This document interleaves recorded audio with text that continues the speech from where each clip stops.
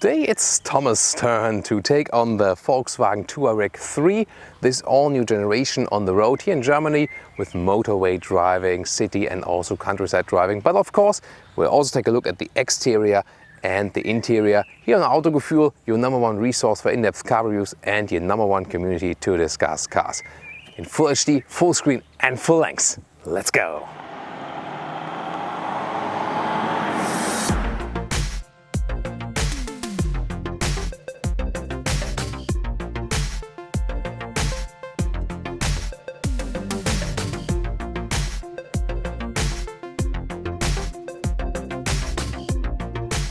So with the front, the all-new Volkswagen Touareg has this wider front grille and also forming one unit together with those headlamps, which start with LED and optional matrix LED. And at the moment you can already see this daytime running light, which also looks pretty cool. So a very clean setup. This one here is the Aero line, also with a sportier lower bumper, also with a lot of chrome use. There's also an atmosphere or elegance trim and also a base trim. So different stylings you can pick there for both exterior and interior choices. The R line, of course, still the sporty one. 4.87 meters or 16 foot is the total length of the new Volkswagen Touareg. It's about 8 centimeters longer than the previous generation, so it hasn't changed so much. And it's still a little bit shorter than the siblings, which are also on the same platform, the Audi Q7, the Porsche Cayenne, the Lamborghini Urus, and also the Bentley Bentayga. So this one here, the smallest of the big ones. Rims from 18 to 21 inch. This is here 20 inch. It's a good compromise in between. Again, when would we call 20-inch rims a compromise? Well, maybe 19 would be even a better compromise, and if you think about the cost for it and also the riding comfort. But you can also get, for example, the air suspension where you can lift the car up and down, also for the off-road use. The R line comes with wheel arches painted in vehicle color here in the gray today. I personally prefer the other lines which have the plastic fender here because that's somehow SUV crossover look. I think it's more fitting, but it's personal taste. The R-line badge right there and also a sportier bumper. Then the car appears flatter now, a little bit more condensed. And then this design line here at the shoulders is forming out to give it a bigger stance on the road. A technical improvement is that the new Touareg is 100 kilograms less in weight now in the new generation. But the biggest visual improvement, I think, is this new rear, because, I mean, I liked the design before in the previous generation, but this one now looks way sportier, elegant with the horizontally drawn tail lights, also with the cool LED signature in there. So if you then compare the previous generation and this one, the other one looks clumsy in comparison to this one, although it was already looking quite good. So I think really cool what they've done here, also with the big Touareg leathers. That really looks premium alike, and overall this is to me the best thing they've done here with the new generation. What do you think? So what do we have here? This is a 3-liter V6 TDI with 286 horsepower, 6.1 seconds only to 100 kilometers or 62 miles an hour. And you will also get a 231 horsepower spec, so a little bit less, will be also less expensive. And then later you can also get a 4-liter V8 TDI with 421 horsepower, or on the petrol side a 3-liter V6 TSI with 340 horsepower. And also for China, or then also later in 2019, we'll have a 2-liter TSI plug-in hybrid with 267 horsepower. That is coming up as well. And all of the engines will have particle filters, petrol both and diesel, at least in Europe, and the diesels also the SCR cleaning.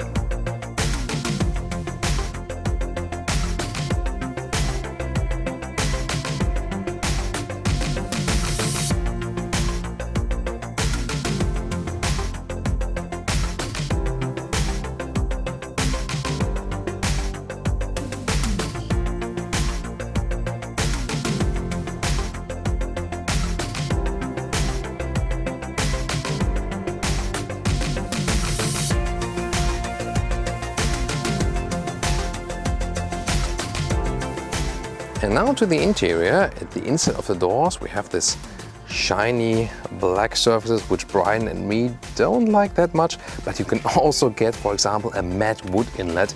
We showed you that also in a static studio video, you can check that out later. memory seats. And here also spot for bigger bottles, that's possible. Then an R-line entry badge right there. You also get the base fabric seats, for example in Germany. It really depends on the market, but what is sure that in the higher trim levels, they don't offer so much alternatives to animal skin. And what I always find specifically cool with the Touareg, here the entry sill is basically at the same height than the floor mat, and that somehow makes a very special feeling when getting in and out of the car. So I want to show you something. Here, when I turn off the car, the seat moves back and the steering wheel up. It's not a new feature, but again, it's worth mentioning, good comfort feature that you can get in and out easily, which is again also very easily possible. And also this special entry, I just like you can also very easily remove the floor mats, for example. And we have this upright SUV seating position.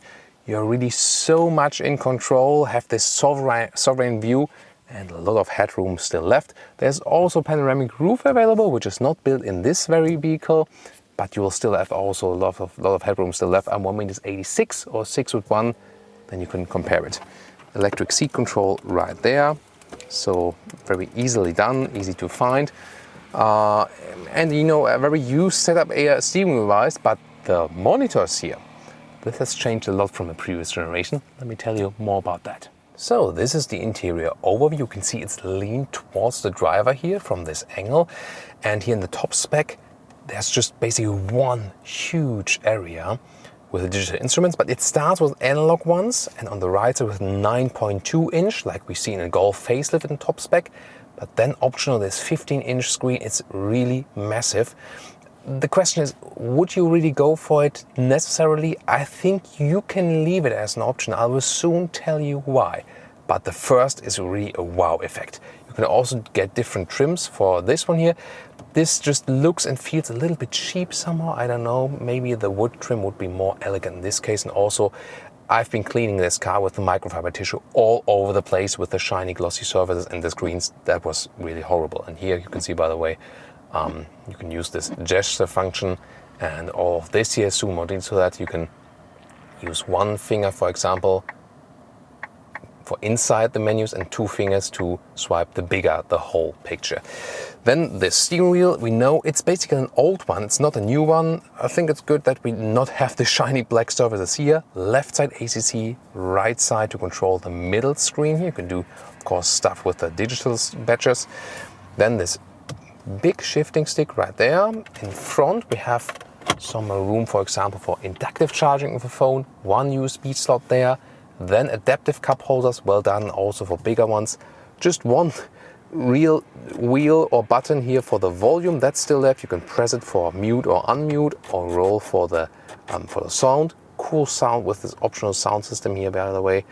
Then those ones are the controls for the driving modes and for the air suspension on the right. And below here we can put the smartphone. Another one, both those USB supplies work for the Apple CarPlay, so it doesn't really matter. And of course, you can put just random stuff there. Head-up display with current speed, allowed speed, and also, for example, assistance systems info, or also when you have the GPS running. Pretty cool to have it in your sight. Those digital instruments are also pretty fancy. You don't have to have them. You can also have the normal analog ones. I would be fine just with them, but here you're a little bit more flexible, for example, to show a GPS map right in the middle. So, or also, for example, the night assistance. So this is a night view here when it's really dark. Pretty cool also to have that fancy one, but maybe also one of the options you don't have to go for. And you can also access some options for the head-up display there. So now to this infotainment system again, using two fingers to swipe left and right and one finger, for example, for those smaller menus. The map here, wow, so impressive, either in this clear view, but also available in a satellite view. Looks massive and amazing. Also how fast it's reacting, really cool. But just for using it, I would rather keep it without a satellite view. You have a better overview. The temperature accessed right here with clicking, no turning knobs left while driving, not that good.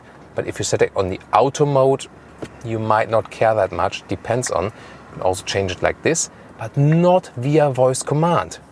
Why? It was possible in the A6, for example. Then seat cooling here in 3 levels, a little bit too complicated as well, and seat heating here as well. But again, I think I would like to control the temperature with the voice command, but you can do it, for example, for for the GPS. That's possible. Air care is interesting.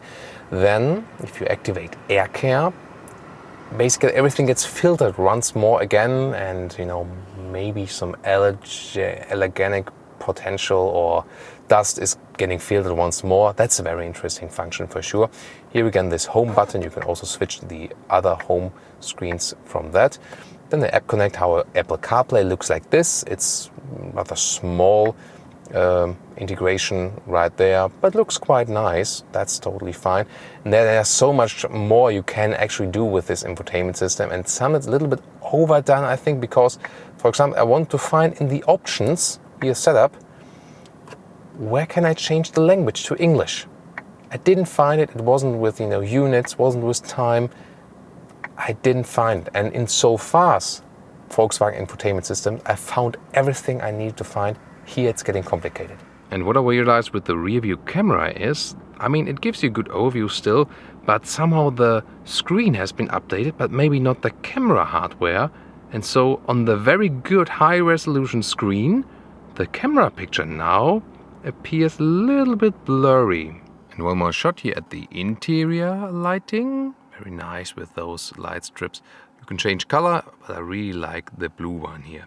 And then I did find another menu right there, proximity sensor, and then there's a menu, and then you have basically another home menu. And there, when you then access the setup, you can also change the language. Too bad I realized that too late. So good for our German viewers today that they could check the menu all in German. But that's the way now, finally I found it. But I think, too many elements overall here, or what do you think? Now what about the rear bench as I would be driving? And what did I just do?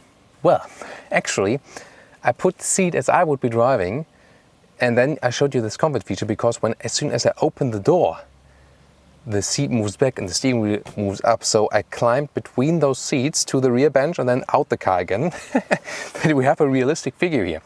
So this seat here still have knee room left. Very comfortable upright seating position, plenty of headroom, and you'll still be fine when the panoramic roof is mounted. Here, by the way, a manual shade also for the rear door that's also available. This is really also pure comfort for sitting here in the rear. Then you can move this bench 16 centimeters in the front. This, of course, would be making sense for the trunk or then for the maximum knee room. And you can also, for example, a little bit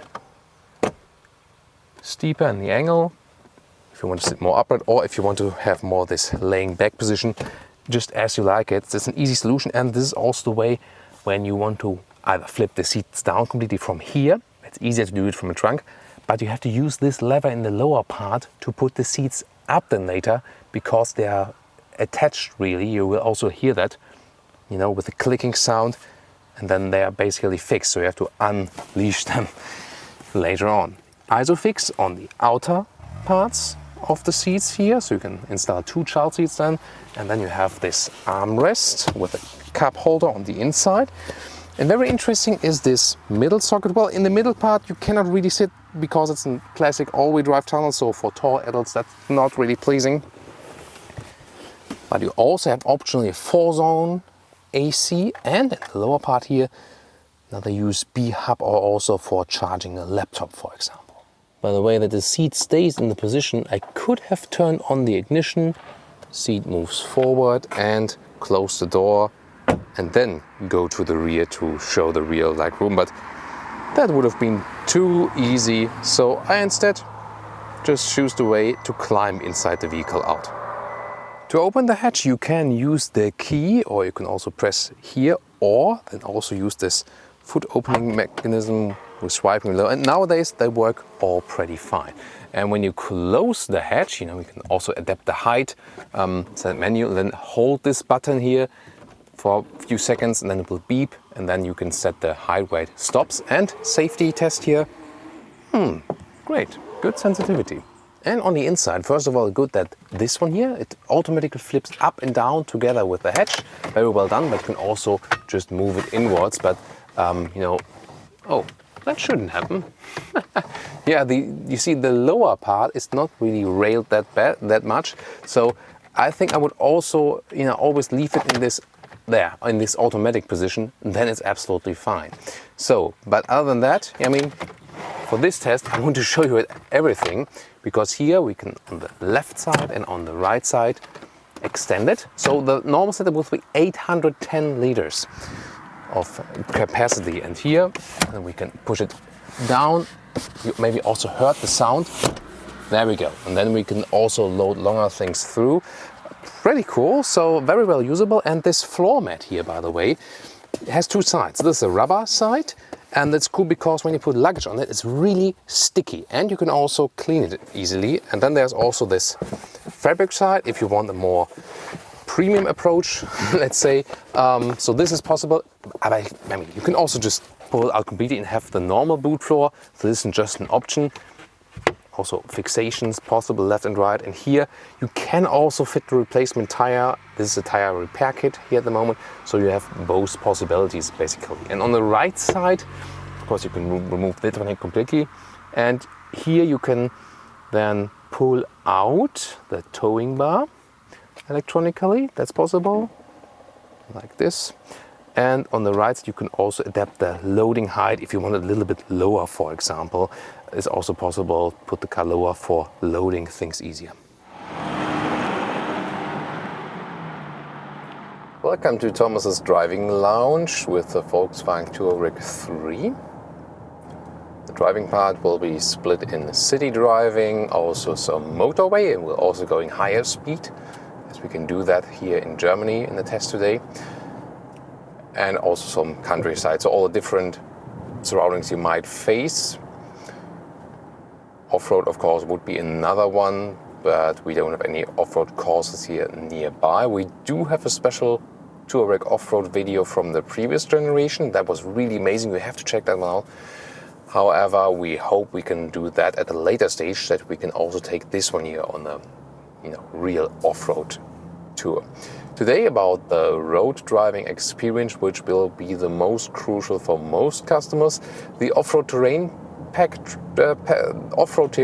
I think it was called, by the way, had just a take rate of 1% in the previous generation. That's the reason why they decided to drop that one.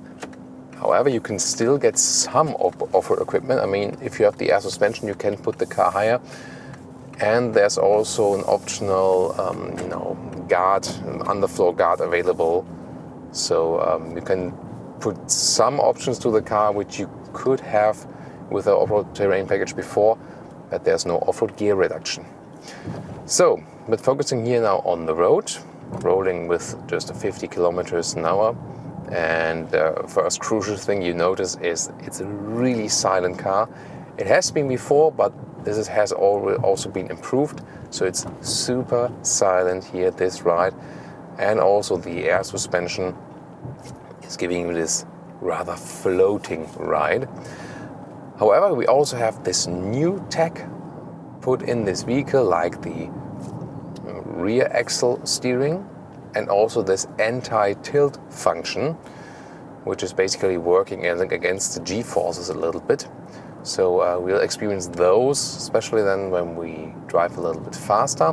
However, when you steer the car in the city at slower speeds, you do realize some of that rear axle steering, because the car here, when you do some, you know, slow speed slalom, it works just 5 degrees across the front axle, and that makes the car more agile. It feels here, when you're going slower, it feels as you would be steering a car with a shorter wheelbase. So shorter wheelbase is being faked, so to say, and you have 1 meter less turning circle. That's of course really crucial for a full-size SUV. Full-size SUV for our European taste, of course. It's pretty interesting. I really like, you know, this is a great option to go for. It is expensive, yes, but if there are some really useful options for this vehicle, then the rear axle steering is one, because again, it makes the car easier to steer, easier to park in and out, maybe in your basement garage as well. Have a lot of use for that, and also when especially when driving slower. This anti-tilt function we will later experience when we drive a little bit faster. Then this will make more sense, definitely. So comparing it to the previous generation, you do still feel that it's a Touareg. It has, let's say, some kind of basic characteristic that can hardly be transported. I mean, it's this sovereign driving feeling, but at the same time very refined. There are some bigger SUVs which are maybe feel huge to drive, but this one here at the same time, although you have a lot of room around you, it feels very spacious. You sit so upright and comfortable. Definitely one of the most comfortable rides you can have. But at the same time, it remains quite maneuverable. The only thing is, it's also the basic building style, and the siblings are the same.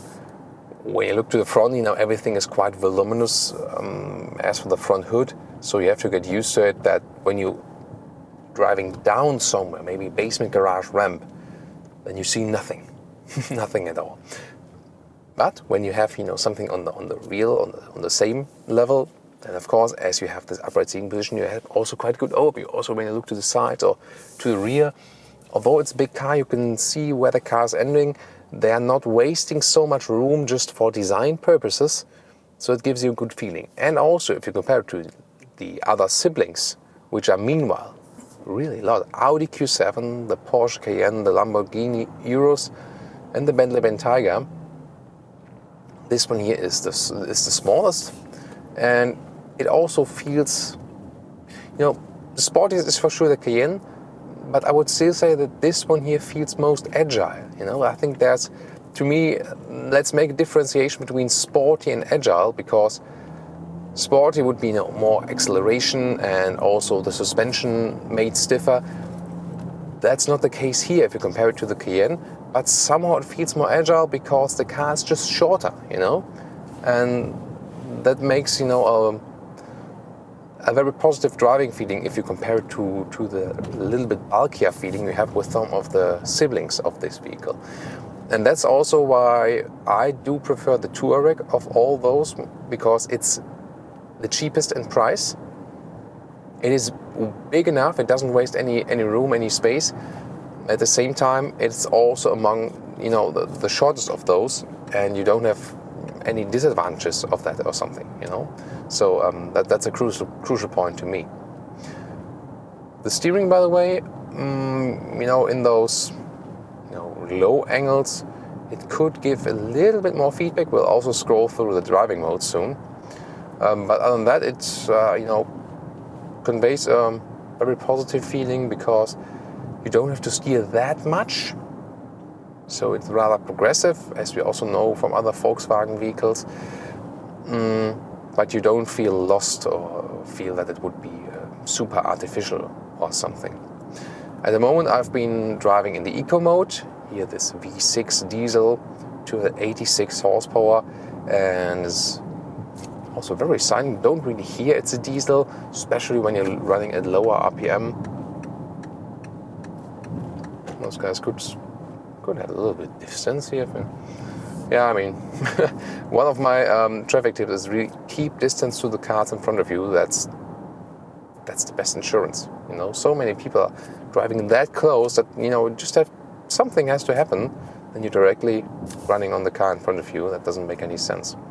So in this eco mode I'm driving at the moment, throttle input is being reduced, or to save some more fuel. So far, consumption, we had also the same engine in the Audi A6 recently, and we scored just above 7 liters there with good driving. Let's take it that way. You can also bring it to that one here to just over 7 liters.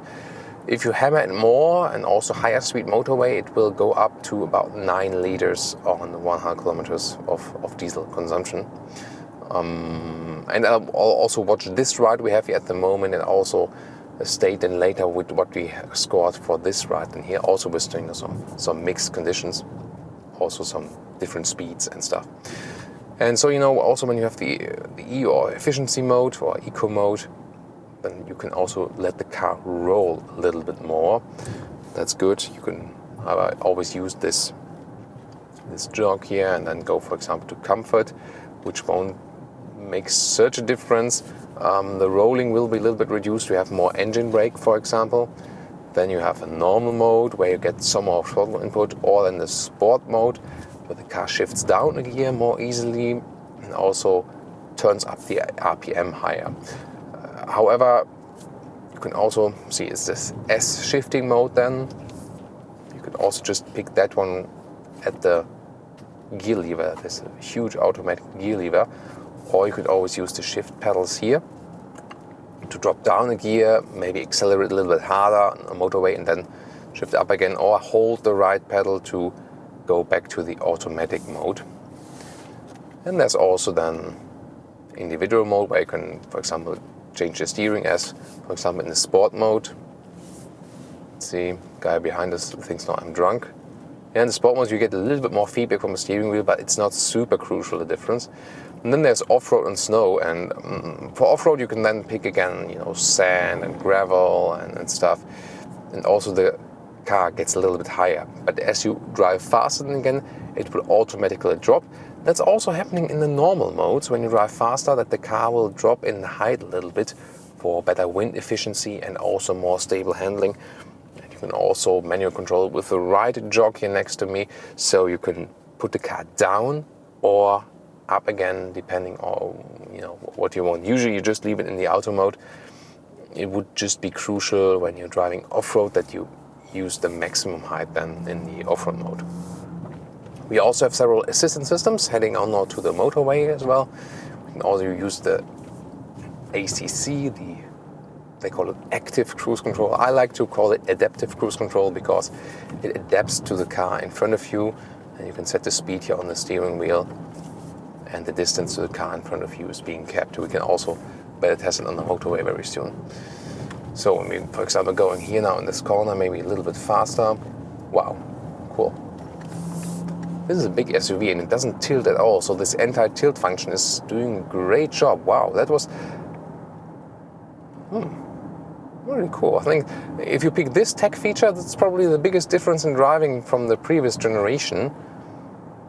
So, you know, in this agile driving situation, it comes closer to a Cayenne then. So maybe if you drive a previous generation Cayenne and then this one will maybe even be the sportier one. I mean, this V6 diesel here, although it doesn't sound like, it has less than 300 horsepower. Doesn't sound that fast, but it has massive torque. Also, for example, for towing, you can have 3.5 tons of towing capacity there. This goes in 6.1 seconds to 100 kilometers or 62 miles an hour. That is massive in the acceleration. You don't really feel it at lower speeds, so when you start to push the throttle, you don't have this spontaneous reaction you would have from a petrol or from, even from an electric engine or something, even more. But then again, when the car got going a little bit and the turbo sets in, yeah, it can take maybe a second. AJ also talked about this turbo lag. But then as soon as the power sets in, it's really brutal. So I could show you that. For example, I go to the S shifting mode. So we're getting on this motorway. I just wait until the road is straight that we get a realistic figure. And then when I go from 60 to 100.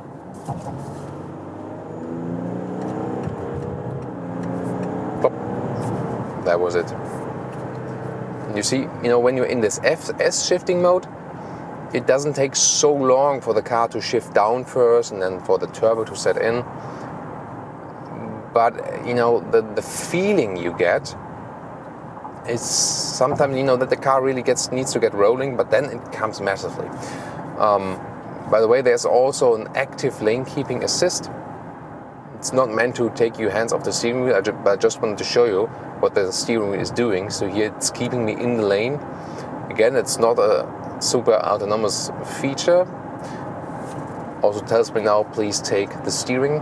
But when I keep the hands on the steering, it's maybe, let's say, more relaxing or something. The car is assisting you a little bit, and at some point you can maybe stay more fit when you don't have to concentrate that much on those things, or maybe just look ahead what's happening there. So, why not? And also I've set the cruise control now.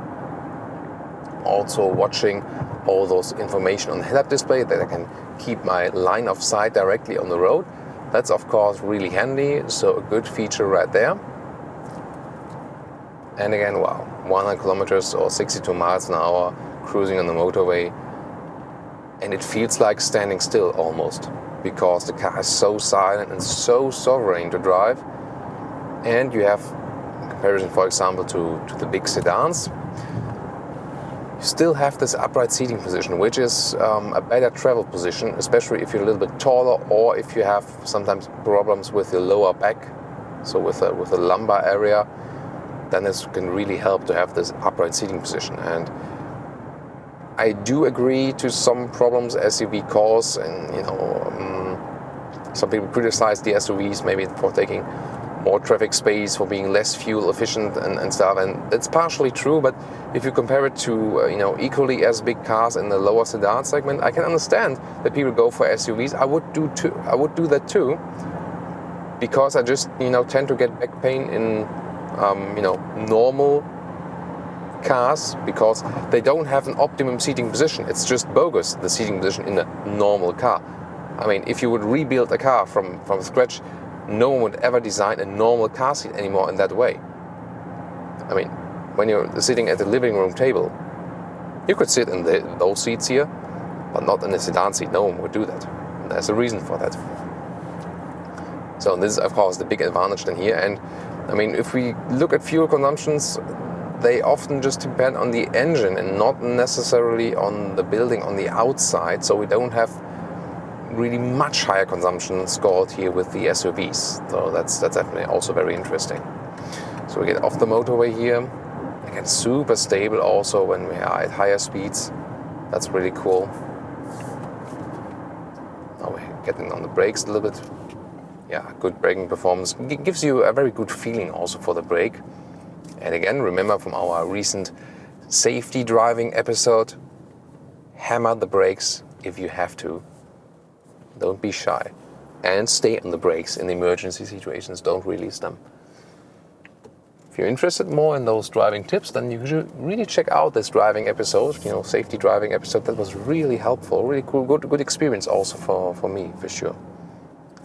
So now we're getting on the motorway again to show you a little bit more acceleration, and we also will accelerate out, keep it at higher speeds. I can also tell you something more about the stability there. Here again, how agile it is due to this rear axle steering. It's really fantastic. So now we go to the sport mode. Come on, go to the sport mode. I'll go a little bit less in speed now at about 50 kilometers, and then just go through.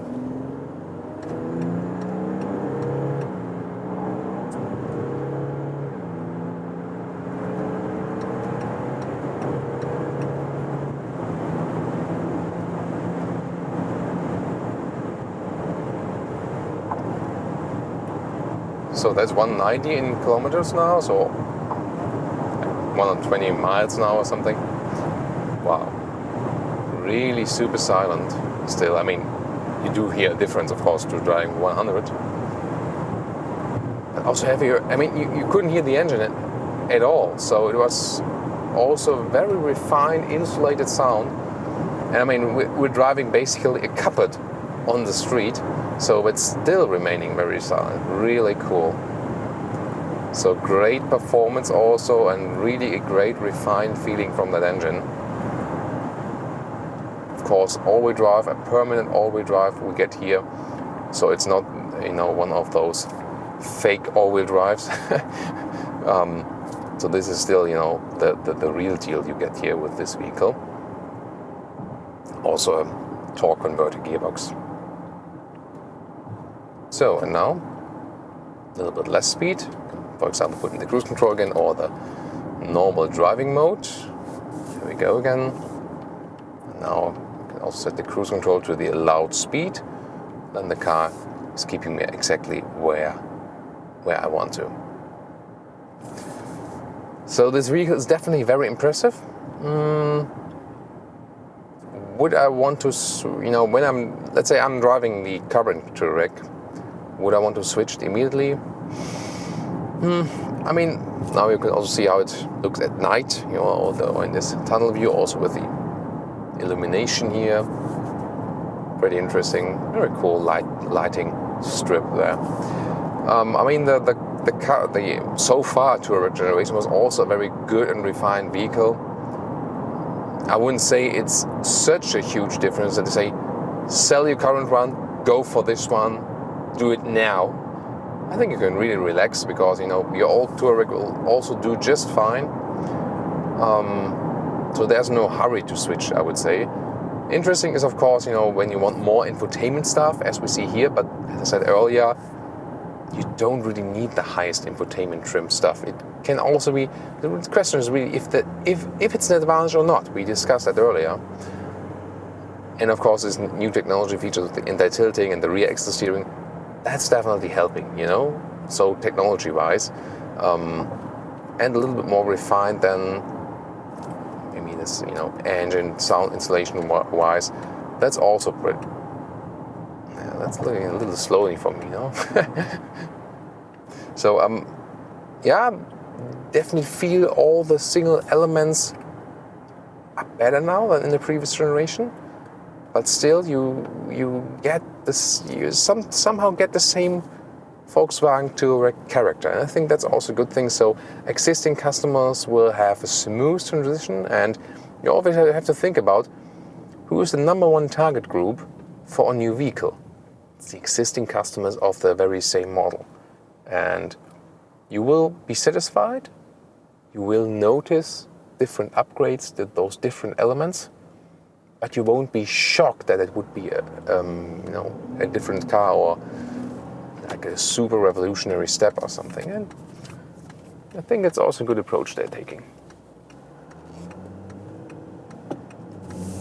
By the way, when I was starting the very fast acceleration now, I did not experience any major lag or something. So you can see when you are in the sport mode also. So there's even obviously a difference when you're in just the S shifting mode, but then also in the sport mode, maybe they changed something, engine-wise there from the electronics.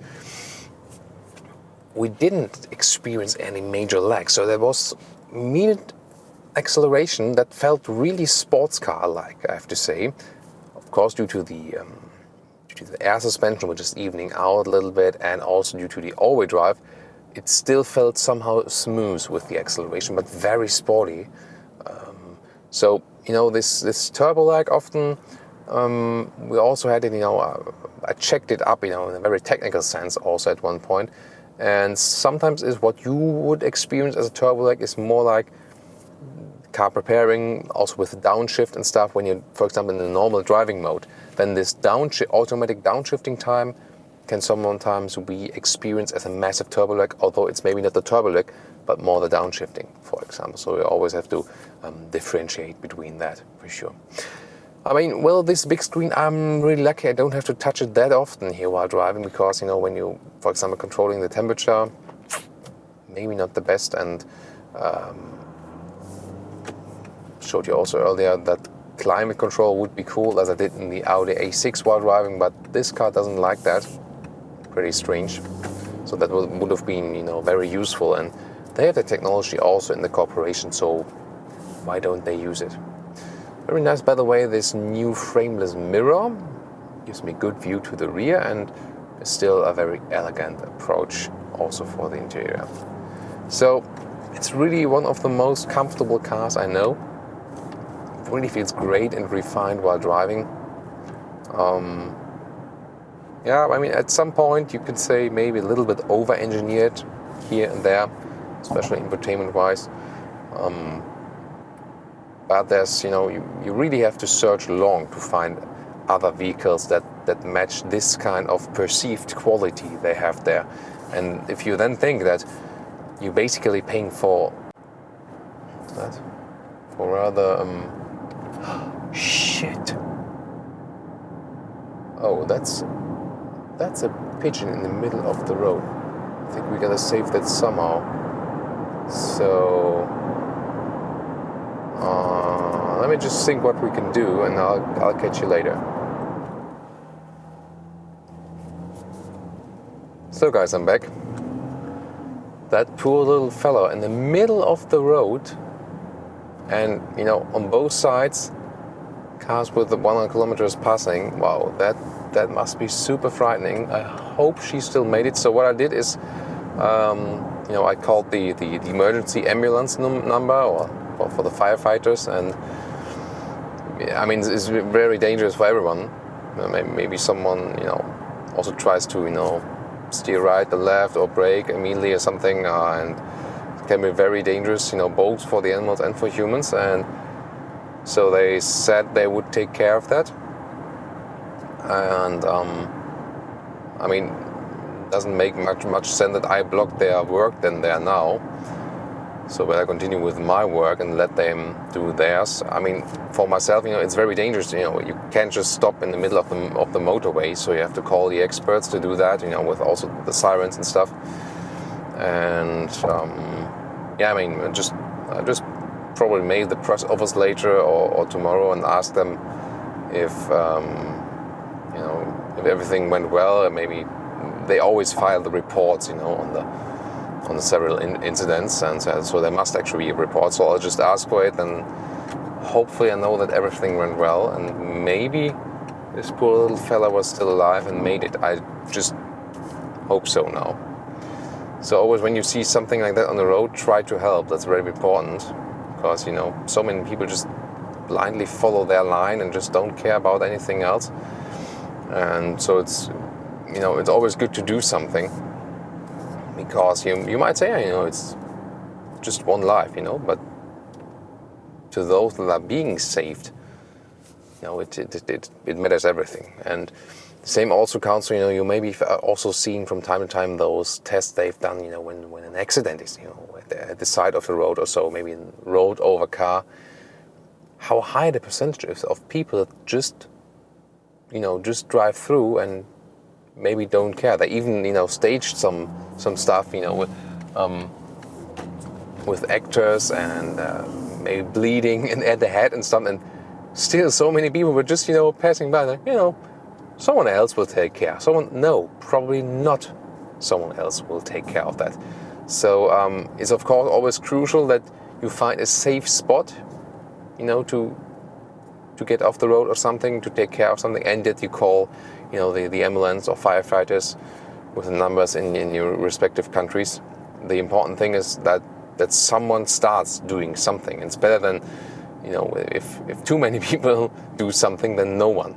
Because there's also like this psychology phenomenon that people always think, you know, someone else will take care of that, you know. And then there were also some famous experiments where just, you know, so many people were watching and no one did anything. So that's our small emergency excursus. Now back to this vehicle, because we have some more rather calm countryside roads. And again, the vehicle is performing very well. So also still got a lot of comfort left here, so I could drive this car really for hours and hours and hours. The only thing that is annoying me driving-wise is, you know, this active steering assist, which you can deactivate. That's for sure. To me, it's a little bit too intrusive somehow, you know.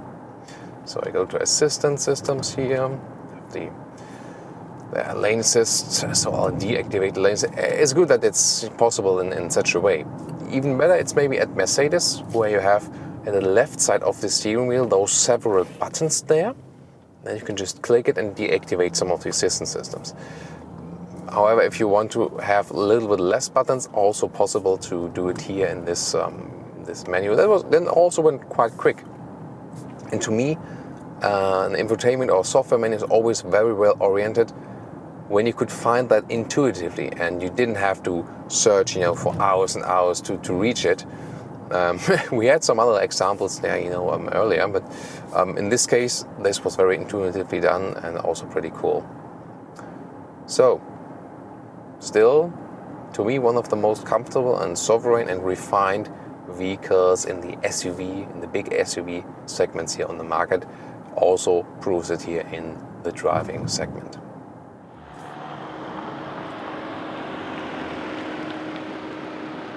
And the conclusion for today with the Volkswagen Touareg 3.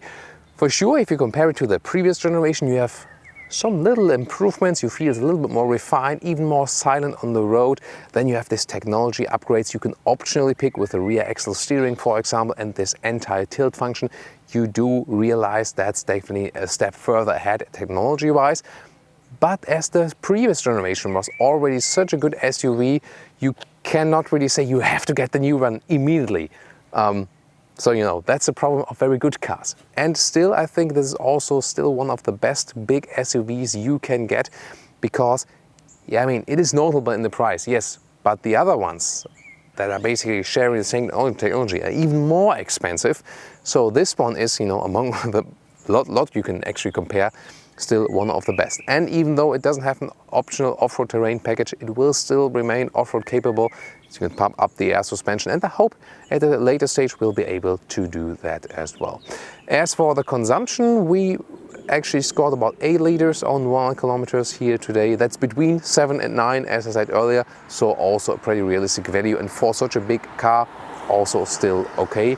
And in Europe, this then might still make sense to stick with the diesel then, because the consumption with the petrol engine will be even higher. And also later, looking forward to the plug-in hybrid that will also be coming with this vehicle.